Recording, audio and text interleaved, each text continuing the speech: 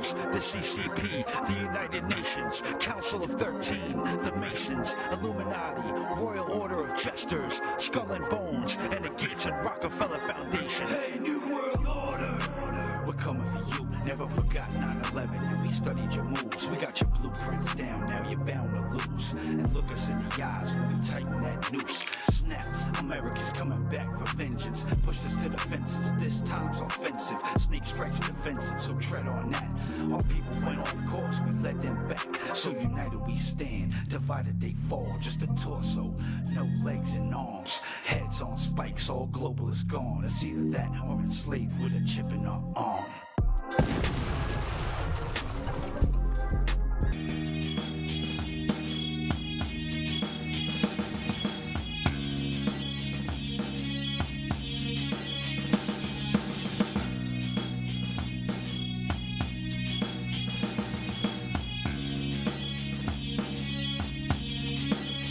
Know your enemies. What's up, everybody? Welcome back to the warehouse. I'm James Justice. We got Stephen Ruth over here. What are we doing, Steve? Fighting! That's right. All day, every day. We're going to get into why I held that up and didn't say something in a little bit.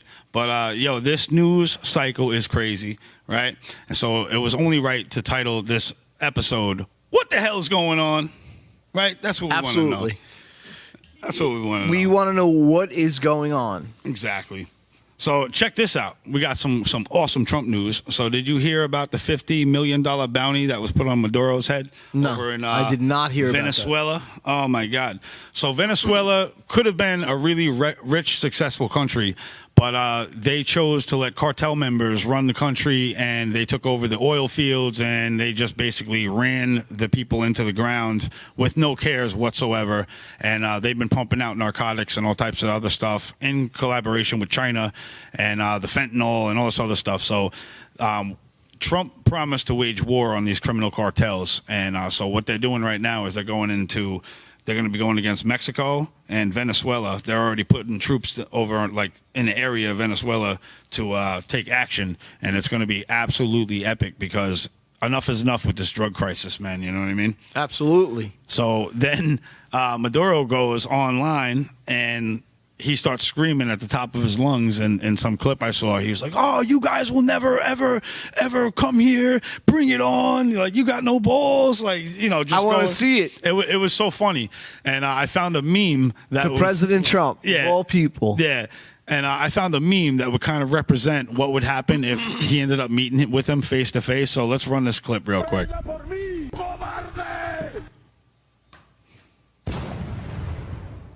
Excelentísimo señor Donald Trump. So he's talking all this junk over there in the country. He's feeling all powerful and stuff. And then the second he gets called, I'm like, "Yo, come to my office," he's going to feel like the little kid at the principal's office. So it's pretty funny. Well, he's not going to come here. Maduro knows if he comes here, he'll never make it out. Yeah, probably not. Probably not. And then another good thing we had was the Maxwell transcripts came out. Do you get to take a look at those? No. All right, so basically what it did was clear Trump 100% with Maxwell, with the whole Epstein thing, because, everyone's all bent out of shape. He won't release the files. But now we have firsthand testimony from Maxwell saying that Trump never received any massages, nothing of that sort. No inappropriate behavior was taking place in front of her eyes. And then if you go dig through the transcripts more, it talks about how she kind of looked up to him for being a successful business guy and, just having a real charming personality. And he was a great guy and whatever. But so that's a good revelation that should put all the, questions to bed, whether Trump was participating in these actions with these underage kids, Yeah, absolutely. We've been saying that the whole time, that he's not one of these fruitcakes weirdos that wants to be a pedophile and be blackmailed by people. I think he's a lot smarter than that. Listen, if the mob couldn't get to him and Sammy the Bull verified it, the mob couldn't get to him, you're not going to get to him with any other blackmail operations. The guy was about his business and he built his empire, and yeah, man, so he's not playing around. Yeah. Oh yeah. So let's get into why exactly I was holding up this thing right here, right? You see what it says. You can make it out. So apparently this right here, right? and I'm going to say it because I don't care. If you could zoom in on that, I don't know if you can zoom in on that. It's fine. I can see it. I can see it nice and big right there. Bang. Right? So that right there, that term, and I'm going to say it because I don't care because we got kahunas over here, right? America first. Wow, right? I can't believe you said it. Yeah. Oh, I have no choice because it's all or nothing at this point. You know what I mean? So the America First movement has been dubbed as a hate organization. Let's pull up this up on screen so you can see what I'm talking about. This comes from the Jerusalem Post. Out of all places, the ADL branding of America First as hate, right? So now we're anti-Semitic if you say America First and you're a hater. Do you have that clip? Can you show them that clip? Yeah. So I have. What do I have for This clip is clip? pretty insane in itself. Yeah. No, that's not it. All right, it's all right. I don't have that clip on me. I didn't upload that one. But yeah, the fact that we are being labeled as a hate group or anti-Semitic or whatever, when the whole America First movement, was born off of protecting America. It's America first. It should be, in itself show you what it is, and it's being caused as a hate symbol now. How does that make sense? It doesn't make any sense. Doesn't make any sense. So we're kind of done with this. But I got Bongino talking about these indictments. Remember how we were talking about the indictments on the last episode? There's a freight train of indictments that are about to roll through. And you're going to start seeing the high profile arrest that we promised. And it's coming. Just be patient because these things take a little bit of time. But just know that as this thing starts progressing, it's going to go faster and faster and faster and faster to the point where it's like a rocket going down the thing. God willing. These dominoes are going to be falling. But let's listen to Bongino real quick. I want to say this. The FBI obviously has the public corruption portfolio. And yes, if you are a corrupt politician out there, if you are engaged in behavior, you know what you're doing, we're going to find you. I promise. No one is going to get off. The days of selecting and putting your partisan bias on and taking care of your friends, those days are over. Yeah, those days are over. They're going to find you. And the American people are going to find you because we are the citizen, we're the citizen journalists that are going through all these records in the past and FOIA requests in the government to get all these documents and digging through WikiLeaks. I know a lot of people don't like to do that because it's a very intense program to try to navigate through. But WikiLeaks has a lot of crimes on record that have just been sitting there this whole time. And they're there for you to grab and you to make sense of and form your opinion that we. I never knew that. Yeah. All the Podesta emails came out under WikiLeaks. So the DNC emails came out under WikiLeaks, and that was with Seth Rich. And the word on the street that I'm hearing is that the Democrats hired MS-13 to basically as a hitman against Seth Rich. Right? Seth Rich was the guy that worked for the DNC, and they tried to say that, he sold out and he let people hack our emails. You can't download that amount of emails, so he put them on a flash drive and gave it over to Julian Assange, and that's how we ended up getting all this information with the DNC and the Podesta emails and all this other craziness. So it's a treasure trove of documents if you want to go fishing through that. And you could also find foreign internal cables that were going back from politicians, different government forums, that what they were talking about, discussing at certain times. But go check that out, man. That's WikiLeaks. So what else? What do you got over there? 5 more journalists killed. You saw that? More journalists killed? I was looking into it. There was 268 journalists so far killed in Gaza.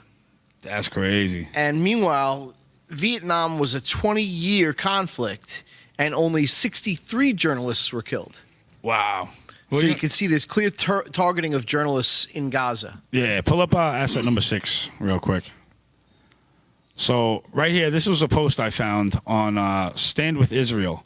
And it's kind of, I don't know, man, whether you want to look at it from whatever perspective you want to. This is kind of disturbing, right?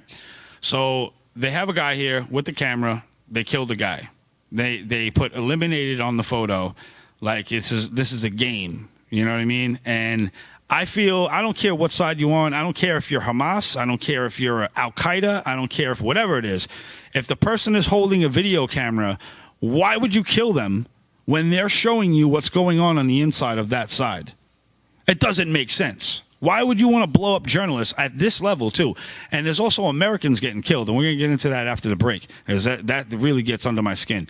There's American journalists being killed trying to cover this war, and it's not from the Palestinian side, it's not from the Hamas side, it's from Israel's side, and there's no other justification for taking out journalists when they're out there recording other than you don't want what's happening being seen. That's the only explanation whatsoever, is that you're trying to cover your tracks from other things going on. So, I don't agree whatsoever with journalists getting killed. That's ridiculous, and it shouldn't happen. It's been happening at a rapid rate. Yeah. 268 journalists killed in Gaza since the start of the conflict. Let me just double check on that. I'm going to fact check myself. Yeah, and another thing that's kind of aggravating is all I keep hearing is the word settlers, settlers, settlers, settlers, settlers. There's just settlers over here, and they had a conflict and this and that.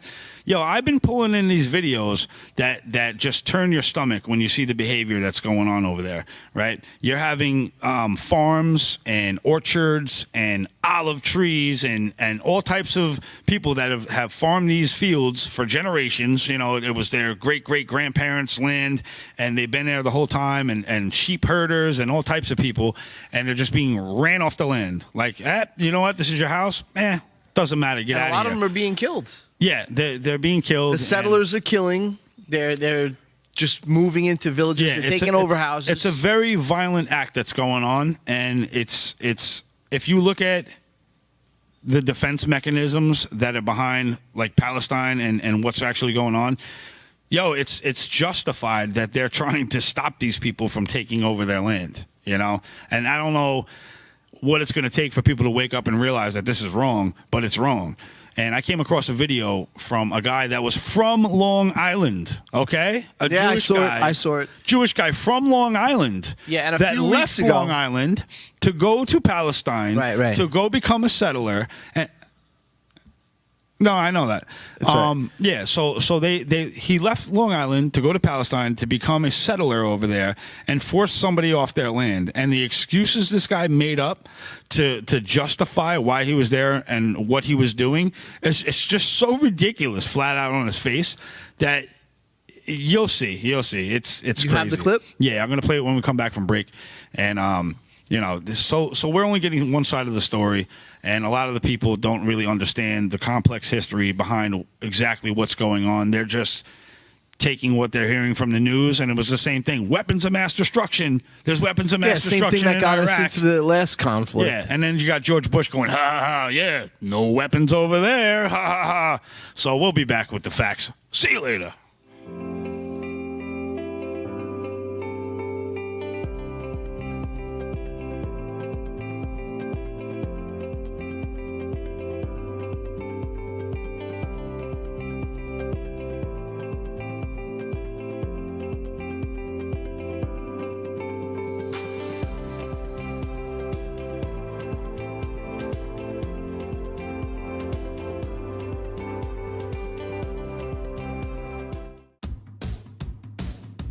Who broke the television?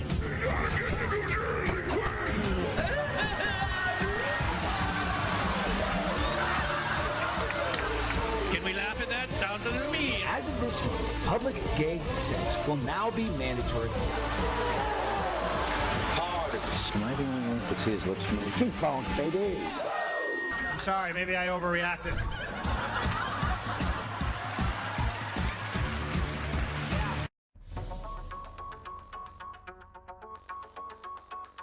Corporate transfer. Fine professional, moving and storage, and inventory management.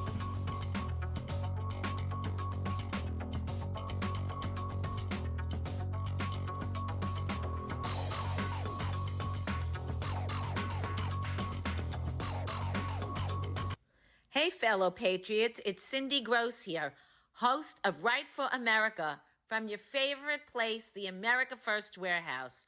You've seen me show on my show so many products from this country's #1 most patriotic manufacturer with close to 400 products. You need to exchange the products you use in your house to this company and make your dollars count in our country. Ready, Rubino here at the America First Warehouse. I'm inviting you to the live taping of the Not So Newlywed Show. Just click on the QR code right above my shoulder and you can get tickets. Live taping of the Not So Newlywed Show. Drinks, snacks, it's a great time. We'll see you there October 18th.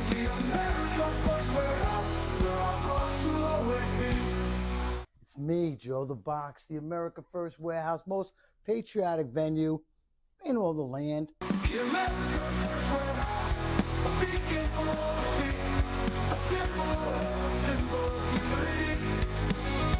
For the patriots of America, we stand tall and free. In the America First Warehouse, where our hearts will always be.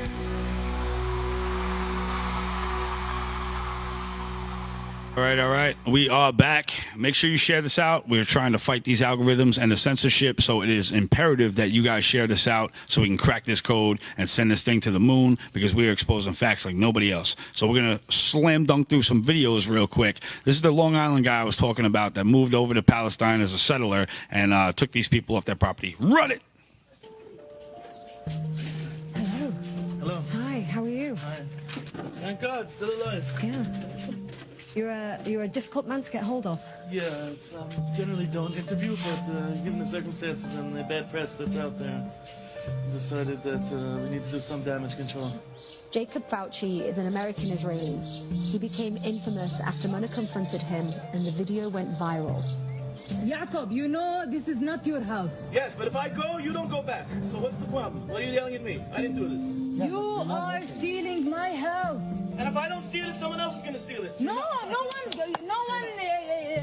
is allowed to steal it, Ammi. He's been living in an additional part of Mona's house for over 10 years after being recruited by a US-based company called Nahalat Shimon International, which owns the property under Israeli law. How did you end up here? It's a long story. Basically, I needed to move from where I was, and my friend was very, very active in this neighborhood. And he said, you can stay here for the time being. Do you pay rent? I have an arrangement with the owners of the house. I don't want to get into personal arrangements and rents and things, but yes, I'm a tenant here. I have no ownership over this property. You're from Brooklyn? No, I'm from New York, from Long Island. From New York. What right do you have to live here? The right I have is that the owner of the house wants me to live here. And he wants there to be Jews living in this house, and he wants to. And I got chosen for whatever reason. It ended up being me. So why do you live here? Oh, he's so lucky. Because I live here because it's important, and because not too many people want to live here, and it's important to strengthen this neighborhood, to make sure that this neighborhood is not lost in any future peace deal. This is not their ancestral not lost land. in any They've not future been here peace for deal. generations. They came here in 1956 because they had nowhere else to be, and somebody illegally put them here. Whatever they're accusing me of is no different from what they're doing, and what they did. So your position here is a political position to keep Palestinians out of it? Not to keep Palestinians out of it, to keep Jews in it. And therefore keep the Palestinians All who right, are you can here kill out that of clip. it. Do you see what they do? The word judo that comes out of their mouth? No. It's not to keep Palestinians out. It's to keep Jews in. Like, are you kidding me? Yo, these people are nuts. So I have another clip of an American journalist that was murdered in the conflict region, and CNN went out there to go cover the event, and let's see what happened. Roll it. Hundreds of Palestinians turned out for the funeral of Sayfullah Musalat. This guy was from Florida. The 20-year-old was born in Florida to parents of Palestinian heritage. As we head to the location where Saif's body was retrieved, a white vehicle suddenly appears behind us. We have a group of settlers who are now following us in their vehicle. They've put their masks on as well, which is a concerning indication. At an intersection, the settlers get out and try to pelt our vehicle. You know, every once in a while we come I used to across a hate this story lady. that makes me understand the Listen value to what she says. of the Second Amendment, and this would be one of them, because Israeli settlers have been raining terror on Palestinians and in some cases even killing American citizens in the West Bank with impunity. And they're so emboldened that now they're attacking American press that's reporting out of the area.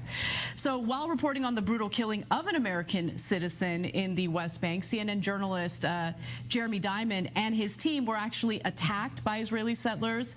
And it's yet another example of the impunity that these settlers get to enjoy, because oftentimes they are provided cover by either the IDF or the Israeli government. Yeah, now, you can cut that one off. So it's crazy. It's absolutely nuts what's going on. And, you know, somebody needs to shed light to this. So there's an agenda they got going on called the Greater Israel. Pull that map up. So this map right here is what their true intentions are. There's already IDF patches that are on the uniforms with this map on it. And this is taking a lot of land from a lot of people. And I got a video that'll break it down as a quick explanation. So let's run that video. What if one leader's dream meant erasing your country from the map? That's the controversy shaking the Middle East today. Speaking this week, the Israeli Prime Minister said he feels very attached to the idea of a greater Israel, calling it a historic and spiritual mission. That concept extends far beyond today's borders, absorbing Palestinian territories in parts of Jordan, Egypt's Sinai, and Syria's Golan. The backlash was immediate. The Arab League and Jordan swiftly condemned the remarks, calling them dangerous and unacceptable. The concept isn't new. Similar ambitions date back to the 1967 Allen Plan, and recent annexation pushes in 2019. Ultra-nationalist leaders like Bezalel Smotrich have even suggested borders stretching to Damascus, dismissing Palestinian identity entirely. Maps aren't just lines, they're lives.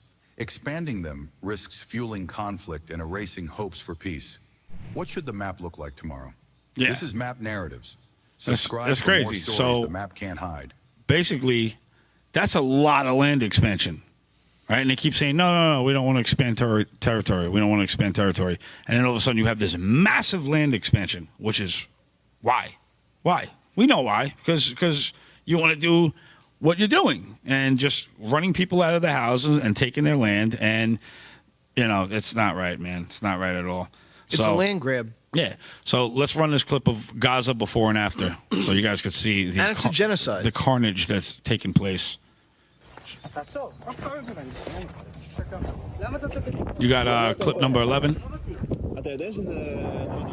Should be on there. So this is what the city looked like before, right? You had street lights, thriving roads, buildings, apartments, stores. And then they leveled it. So this is just a small area where they started going to war, right? So if they want to basically expand their territory, that means that the rest of those countries and lands and all that stuff has to look the same, right? They have to level everything out. So what about the people? Well, what are they doing? How do they live? Well, it's a genocide. Yeah.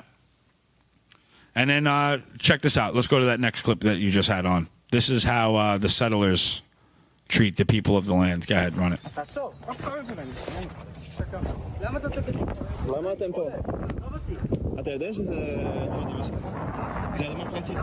You stole something?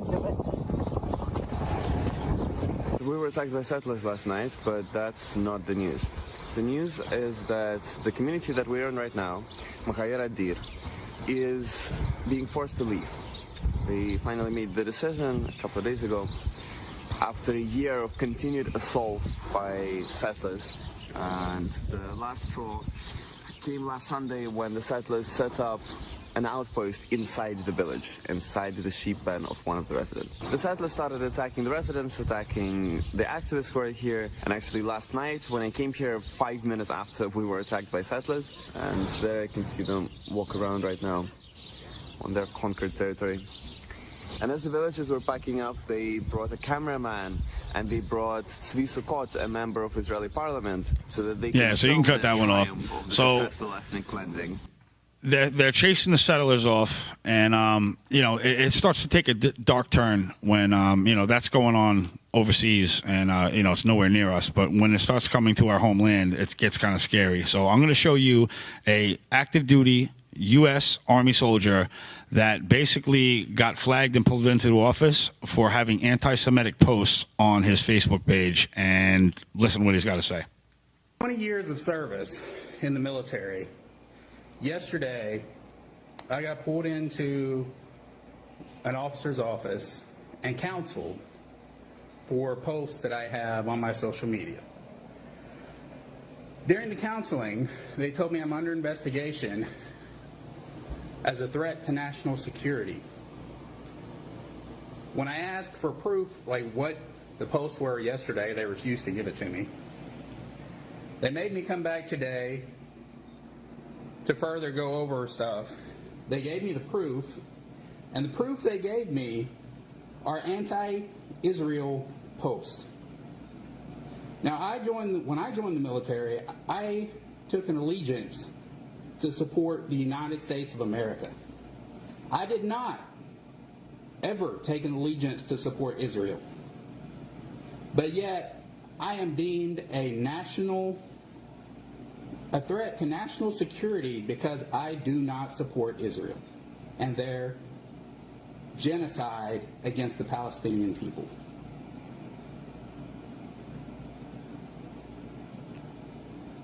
Yes, you heard that right. I am deemed a threat to national security because I don't support Israel's genocide. You know how bad that's got to hurt that man? Palestinian people. That's crazy. So I'll fill you in on a little something else, which should raise a lot of red flags. There's a company called Peloton, right? That was in the Big Beautiful Bill, or Peloton. Yeah, it's Peloton. And we gave them a lot of money. And what they're doing is they're setting up an AI surveillance grid throughout Israel.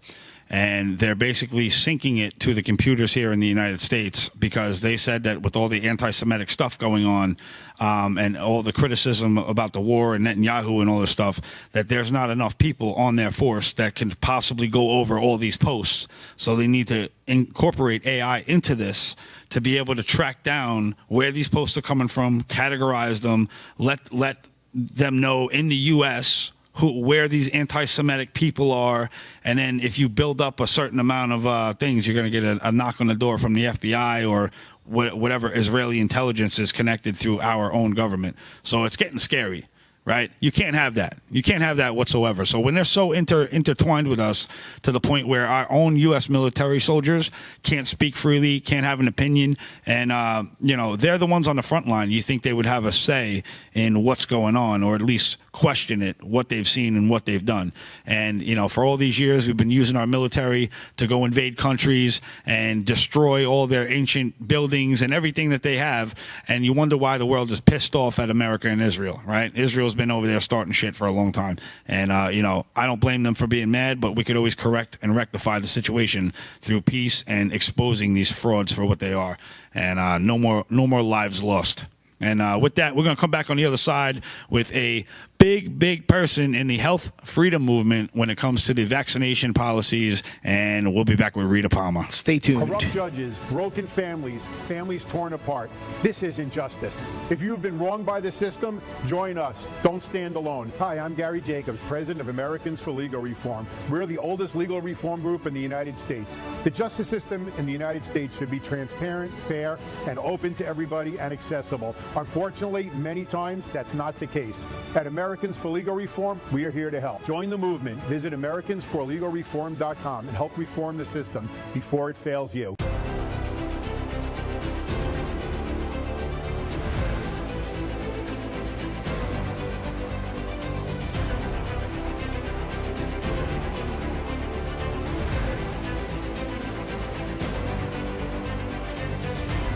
My name is Elena Ruseva, aka Megalangela. Please check my art at www.megalangela.vip.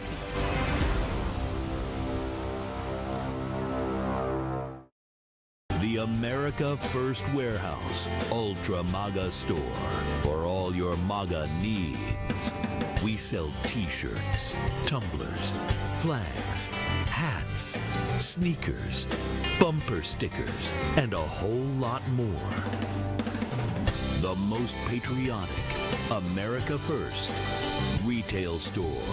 The America First Warehouse Ultra MAGA store.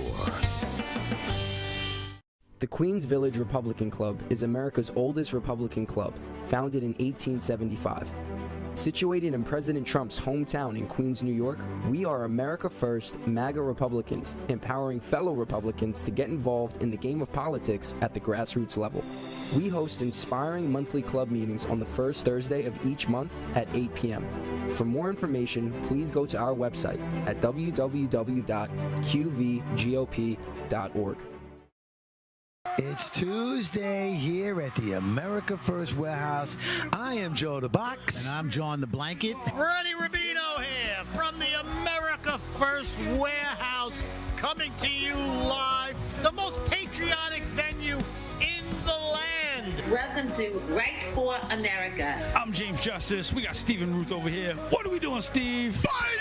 Welcome to Tune In Tuesday of the Patriots Podcast, live streaming every Tuesday night at 7:30.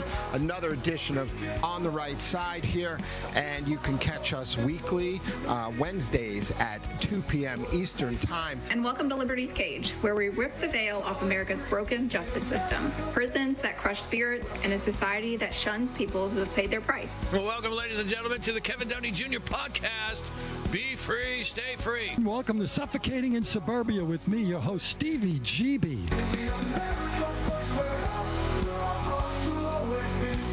That's me. What's up, everybody? Welcome back to the America First Warehouse. I'm James Justice. We got Stephen Ruth over here and a special guest, Rita Palmer. Welcome to the show, Rita. If you don't know who she is, she's been on before. Yeah, she's been on before, but I'll give her another announcement. She's a health freedom activist. Rita Palmer is a passionate health freedom activist and advocate dedicating to protecting parental rights and informed choice in healthcare. She has spent years raising awareness about the medical freedom, bodily autonomy, and the importance of transparent health policies. Through her outreach, Rita empowers families to make their own informed decisions, challenges government overreach in healthcare, and defends constitutional freedoms. Her voice has become an important part of the growing movement to safeguard health rights for the future generations. And with that, welcome to the show, Rita. Wow, that's a big lead up. Thank you. Oh, Thank yeah, you so absolutely. much. So we got some big news going on. We had some wins with the vaccination exemptions when it comes to medical exemptions, right? Yep. Last August 12th, we had a federal case being heard by Gary Brown. And the situation was this young lady from Oceanside had 7 medical exemptions. That means 7 doctor's notes, MDs saying that she couldn't get a vaccine, and the school district said no, that's not good enough, and they turned her down and they threw her out of school. So this has been going on for months and months, and finally we got our day in court. We had oral arguments, and we had probably around 300 or 400 people show up. It was great. Yeah, in support of Sarah. We were wearing pink like I am today because Sarah requested that, and the judge ruled in our favor. What was that issue? On that day, what was being decided that day was a preliminary injunction, which is a tough thing to get. What you have to prove to get a preliminary injunction is several different things, but the most difficult is that you're going to likely win on the merits of the case. So when he read his decision, and the first thing he said was that I think you're likely to win on the merits of this case, we knew right there and then she was going to get the preliminary injunction, be allowed into school until the case runs its course. So she's in school until the case runs its course, and the judge from his own mouth said that she has a high likelihood of winning the actual case. And that's awesome because that's like certified case law that could be applied to other cases, It correct? can be, though the thick-headed school districts don't really get it. Like right now, we're in the zone of the decision hitting the school districts and the doctors, right? So the school districts, they don't like to give up power. So what we're getting is feedback from school districts, from parents and kids who are handing in their medical exemptions saying, oh, no, this is not a federal precedent. We don't have to listen to this. And kids are still getting kicked out of school and barred from school. Yeah. So, I mean, we've got, a week left, right? A week left exactly until the start of school. And parents are scrambling to right the wrong and to get the school districts to actually listen to what this decision actually means. So we have a couple of lawyers that are working on it.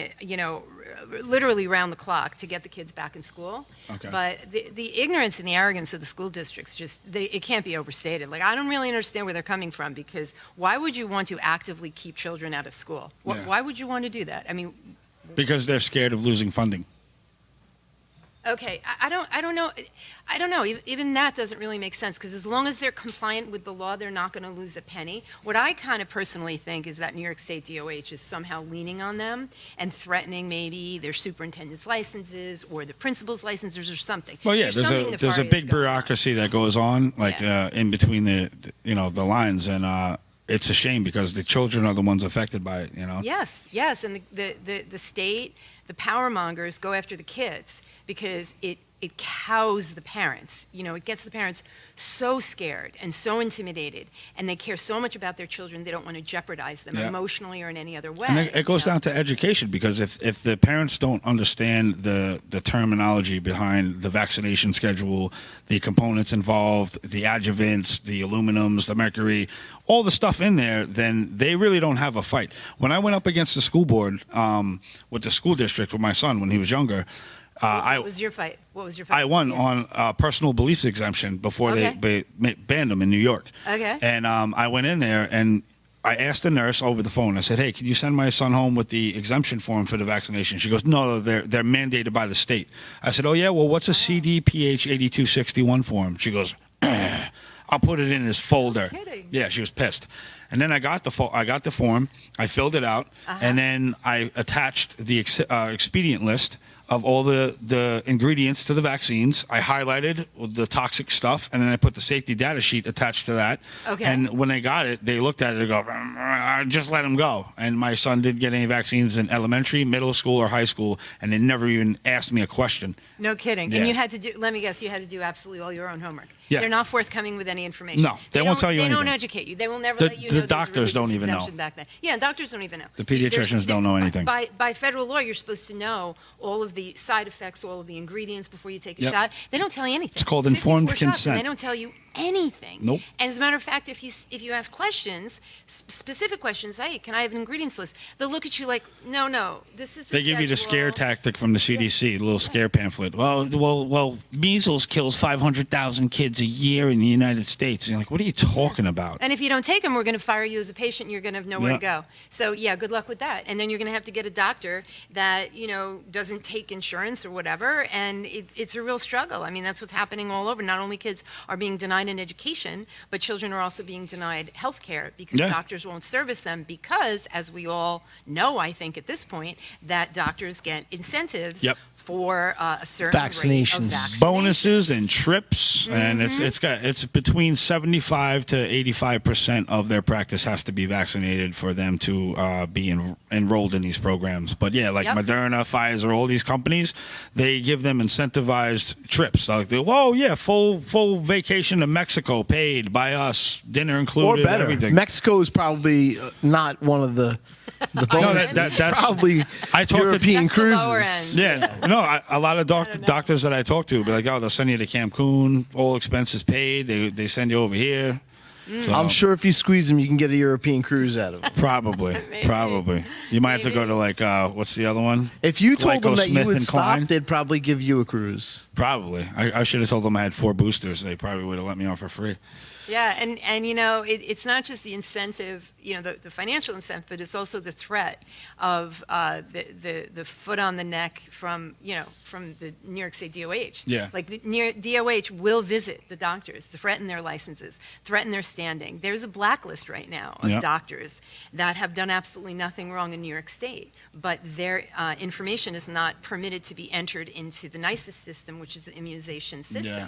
So therefore, if the pediatrician can't put in their immunization information, then why would a parent go to them? Yeah, exactly. You're not getting quote unquote credit for it. So it basically drives them. It ruins their practice. It ruins Yeah, their life. destroys them. Yeah. So all of these doctors are under the control of truly an oppressive regime Yeah, they in are. New York State. I mean, it's unbelievable. And they have this. Yeah, people don't have any idea about that either. No, it's incredible. I mean, there's this one department, I think it's called the Vaccine Excellence Program or something. It's headed by this guy, Paul Giovannetti. He actually visits people and leaves his card in like the bushes by their house. You know, he goes there with somebody, and I've seen it on the Ring camera. Yeah. And if he finds you outside, he'll completely intimidate you to your face and say, well, next time I'm going to be back, and I'm not going to be so nice next time. I mean, who says that, right?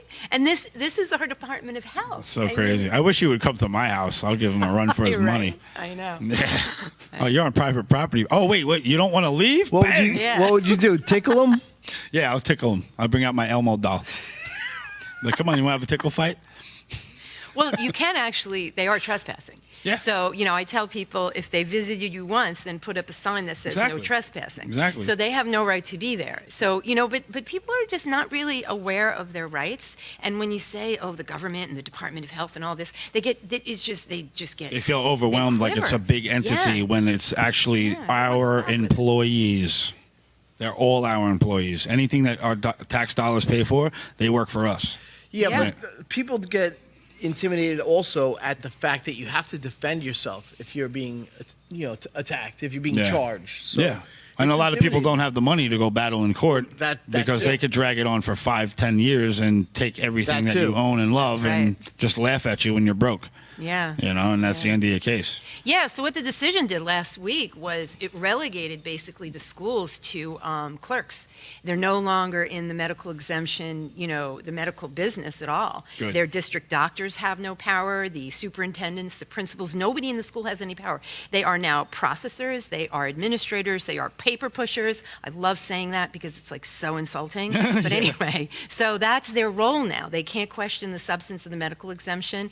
If a doctor merely states that the shot may be detrimental to the health of the child, boom, the kid gets to go to school. Yeah. And if they refuse you, then you can sue them for damages. That's and, awesome. And you'll still be able to get your kid in school. Yeah. So, yeah, right now we're on kind of an education, journey to make sure everybody really understands this because we've been so used to being under their heavy hand that people are having a hard time sort of snapping out of that. You know what I mean? And you know what I mean? Like, oh, no, those are the rules, so we have to follow them. Oh, yeah. No, the rules just changed. Yeah. So as of, August 13th, we wake up and it's a whole different world. So And a lot of people, they go to the doctor, they don't even pay much attention. They just, if the doctor pulls out a vaccination and gets ready to, administer that vaccination, the parent will just not even say a word. They'll just let it happen because that's how conditioned they are. Yeah. People Yeah. need to break out of that mold, Yeah. ask the questions. And make sure we repeal the 1986 Vaccine Injury Act. That's a major component to the liability protection with all these companies. So all the damage that's been done for the past 50 years, 40 years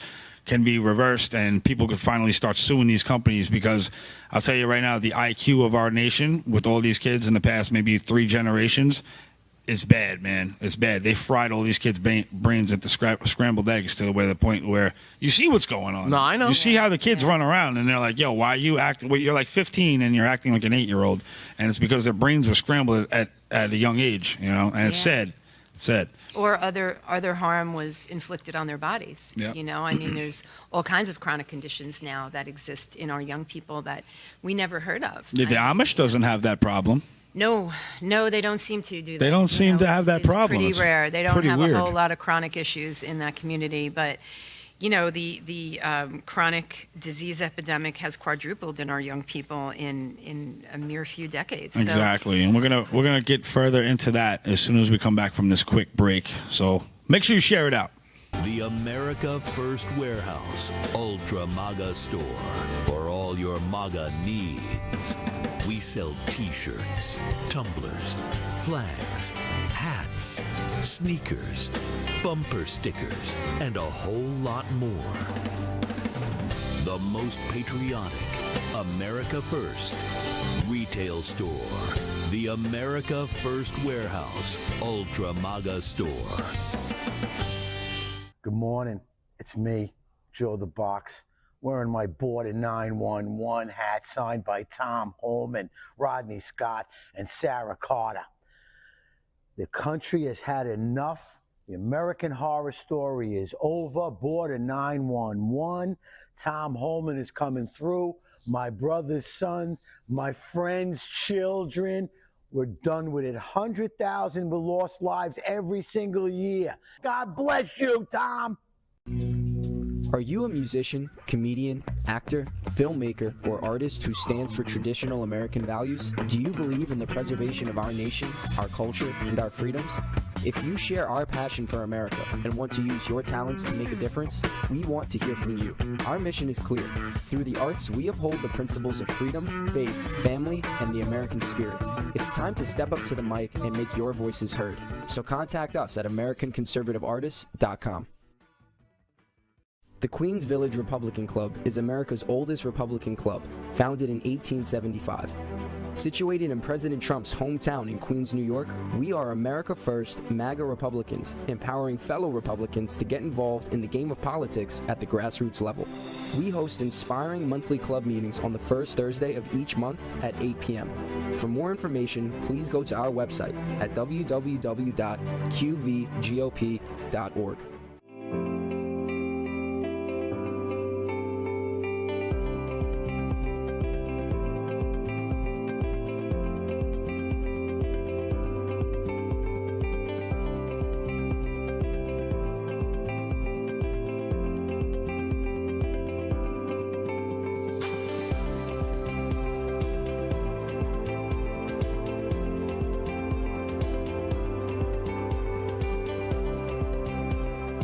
America First Warehouse was really the most patriotic venue that you can ever imagine. We wanted to build something for people to be able to come to and feel so comfortable and so relaxed, because there is nothing out there like it. We give an opportunity for people to really feel good about themselves and about this great country.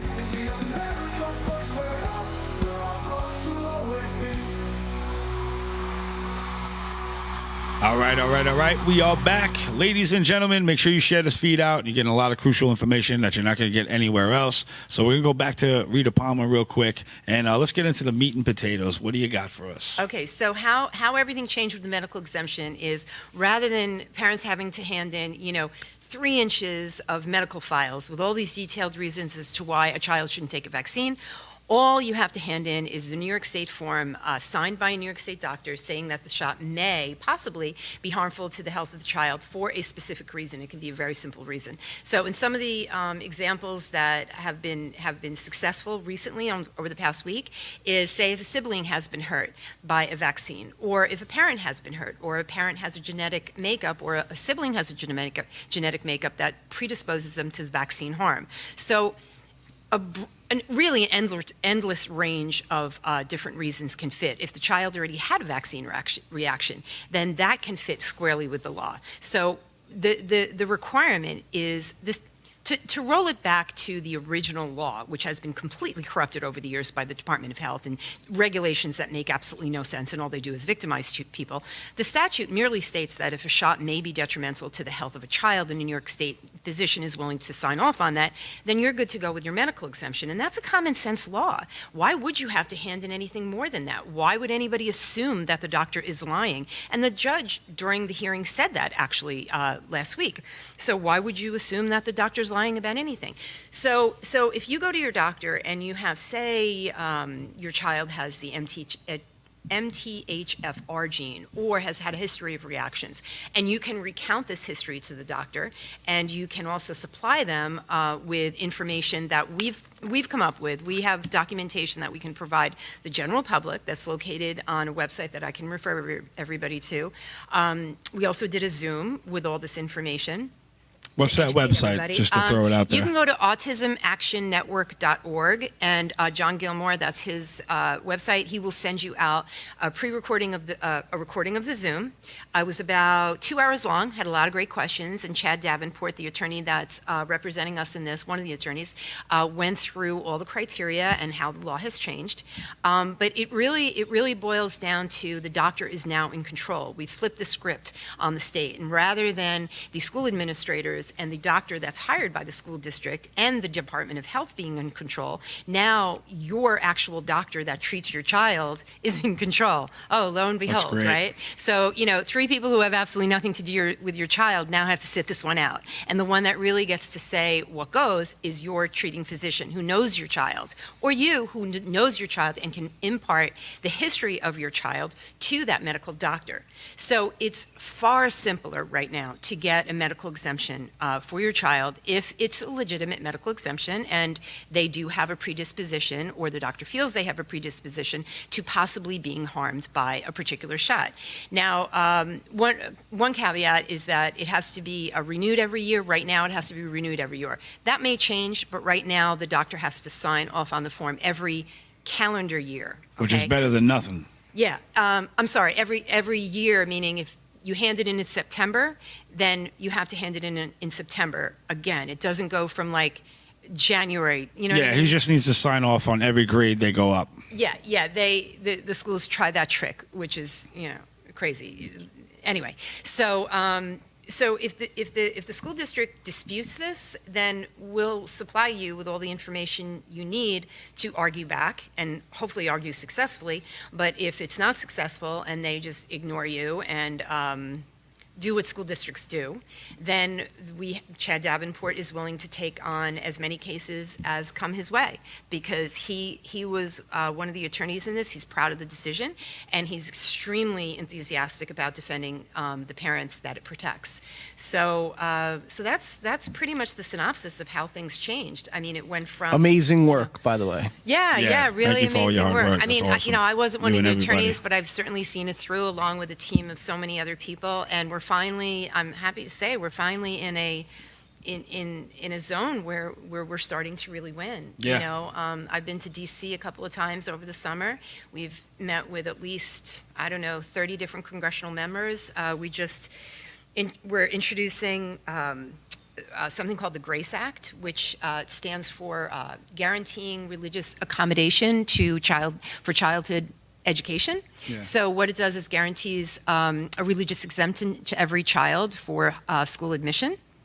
So that's a great bill. It was written by Congressman Greg Steube out of Sarasota, Florida. So we're super proud of that. And we have at least 30 organizations and about, I'm going to say 20 congressional members who are original sponsors on the bill, which means that they're supporting it even before it comes out. So that's terrific. That's great. We're also talking to the highest levels in the Department of Justice, as far as their Office of Civil Rights Office, as far as possibly, helping us out with some of our lawsuits. We're talking to HHS, their Office of Civil Rights. And, did you see the letter that came out to West Virginia? No. Oh, this is really great. So there's 4 states that don't have a religious exemption: New York, Connecticut, Maine, and California. Okay, fine. But West Virginia is sort of in disarray because their governor had an executive order for religious exemption. Hey, that's great. But then the school districts weren't exactly following it. So there was a lot of controversy as to actually following it, right? Yeah. So there's a lawsuit's been filed. Great. But HHS, Office of Civil Rights, actually sent a letter to West Virginia saying, you must respect this executive order under ERPA, and I'm not sure exactly off the top of my head what it stands for, but it's basically forcing them to offer the religious exemption to their residents, or they're going to lose $1.4 billion in education funds. Yeah. Nice. So it sets a really nice precedent that the federal government is getting tough with this, and you're going to lose money unless great. you get in line. And we're hoping and praying that New York, California, Maine, and Connecticut are next, that we're going to get a letter next. We have some unique and more difficult hurdles to leap over in those 4 states, but we're hoping that was kind of a trial balloon, and that HHS is going to help us out. Oh yeah, So, that's great. That's great to hear, man. Yeah, so that's a really good thing. So, we have a lot of really significant progress. Of course, we want all of this to catch the eye of President Trump. Mm-hmm. An executive order is certainly not out of the question, though. I think we're going to ultimately win this judicially. I think the courts are probably going to deliver our best decisions Yeah, I don't at see the end them of the day. being able to stop it. Yeah. Did you hear about the mRNA? Yeah, they're going to be pulling it soon. They're pulling yeah. it. So yeah. that means that we're not all going to turn into like insects after we get injected because it mutates your DNA and turns you into a cyborg. So they're not going to let that happen, folks. So don't worry. Absolutely, we're not going to be cyborgs, folks. It's not happening. You know not what's on really Trump's remarkable, watch. though, is people are still taking those shots. Oh, they love it. What is up with that? It's trendy now. How can you not see all the harm around you? When we went to D.C., we met with dozens of people, and some of the people present said, I wanted to be here for this meeting because I took the shot and I passed out. Yeah. I had a seizure, and it took me 8 minutes to wake up. I have horror and stories. I haven't been, yeah, exactly. Yeah. Like, how can people not be hearing this? Yeah. You know, you're hearing it. Well, believe it or Talks not, about the public. they censored all that stuff off the internet. On my website, I archived all these stories, like hours worth of stories from all different testimonies of people having reactions to these mRNA shots, and it's horrifying, you know. But they just censor it right off the internet. You try to upload it, nope. But everything's on Rumble, so they can't delete it on Rumble. Yeah. But yeah, man, people are learning. You know, it's sad that people had to be guinea pigs for a little while, but you know, if you didn't take up to 4 shots, you have a chance of detoxing the spike proteins out of your body. I highly recommend you go look into doing that. I'm not going to say it on air, but there is a way to detox the spike proteins out of your system. How can you say it on air? What do you mean? What? I hear so many different procedures. They have what actually helps? different therapies that you could use. Okay. That you can basically eliminate the spike protein. One of them was tobacco. Right? Okay, I believe you. Tobacco messes up the nicotine. the interceptor. Specifically? You know, Okay. it disrupts the interceptors Right. inside the nanotechnology. Right, to where right. it can't really react. And And that's why a lot of people who smoke cigarettes never got COVID. weren't getting COVID. Yeah. And there's a couple of different ways to detox it out, and then with Okay. the metals, like with the topics we're talking about with the childhood vaccines, you have the chelation therapy. Chelation. Yeah. Yeah. There's different ways to draw the metals out of your body and have neural development. You know, to promote branching of the neurons. You know, Okay. to repair and rebuild them. Yeah, I think that's got to be the next step out of all of this. Once we win our freedom back, you know, we have to get into the cures and the treatments. Yeah. And curing autism. Yep. You know, because you know, Bobby has announced that RFK Jr. has announced that in September they'll start, you know, sharing. Oh yeah, the investigations. Into what causes autism, and obviously we all know vaccines do. And then the next step after that is so what do we do now? Now that we know, you know, first of all, parents are going to be more moderate with their vaccination schedule. Yeah. Well, I think all the doctors. I mean, listen, man. If you've been participating in this program and poisoning the kids for this amount of time, Nuremberg Code does apply. You know what I mean? Because they've been paying their rent. The doctors' kickbacks from the pharmaceutical companies pays their rent. Yeah, but you know how many nurses got bonuses for murdering people in the hospitals under COVID, and they said nothing because they signed NDAs. Yeah. Where they were just ventilating people. Oh, he doesn't need a vent. What a beep, beep. Oh shit, he died of COVID. And you're talking about a lot of people throughout the country that were murdered for the guise of COVID. When COVID didn't exist and it was influenza A and influenza B the entire time, and the PCR tests were tuned up past 50 cycles. Yeah. So it was a big fraud, and they did cook a virus up. Came out of Fort Detrick. They were doing a gain of function research in 2015. Bounced it over to Wuhan when we had the hearings in Congress. And NIH kept the funding up. They did come up with a virus. They released it on the public, but it flopped, and that's why they had to go and scramble with the hospitals to murder the people and keep everybody out and change the ICD-10 codes to what they did. That's the whole reason, because their virus flopped. They were expecting the Spanish flu, 40, 50 million dead, What's and an it didn't happen. ICD-10 code? Those are the international coding database for all medical things that take place in hospitals throughout our country. So they know the insurance companies know how to build for what ailments they have, whatever the disease is. So I have like 15 seconds. So basically what they did is they substituted a UD 7.1 code inside of the ICD-10s and made money off of every COVID diagnosis. But we're out of time for this episode. Thank you for everybody tuning in. Next time we'll have Rita Palma on, get back into it. But we love you. All We'll see you on the glory next be to one. God. Thank you for tuning in. See you next week, ladies and gentlemen.